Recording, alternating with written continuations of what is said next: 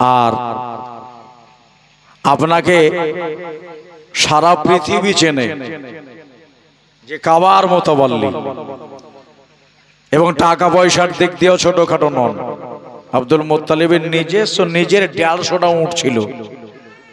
হ্যাঁ, নবীর আপন দাদা। সময় ভাইরা আমার বন্ধুরা বলল, আমার দিকে কড়া করে তাকাবে কে? তবে আমি শুয়েছিলাম আব্বা গো, রাতের বেলায় একটা ভয়ানক স্বপ্ন দেখলাম।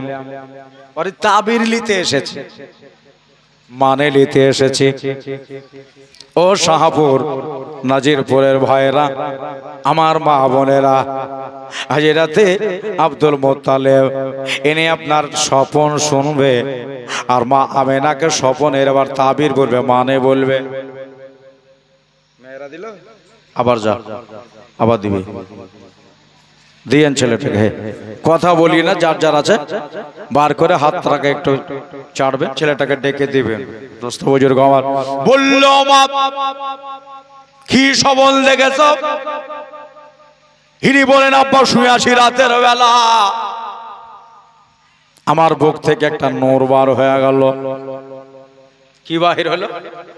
জোরে বলেন। আকাশের দিকে উঠে গেল আর চারিদিকে ঝরঝর করে পড়ে গেল। আব্বা স্বপ্নটা এটাই দেখলাম, এর মানে কি হবে একটু বলে দেন। এই স্বপ্ন দেখেছো? বলো হ্যাঁ। হিসাব জড়তে শুরু করলেন, আর যা বলতো তাই হয়ে যেত। যেটা স্বপ্নের মানে করে দিতেন আব্দুল মুত্তালিব, সেটাই ঘটে যেত।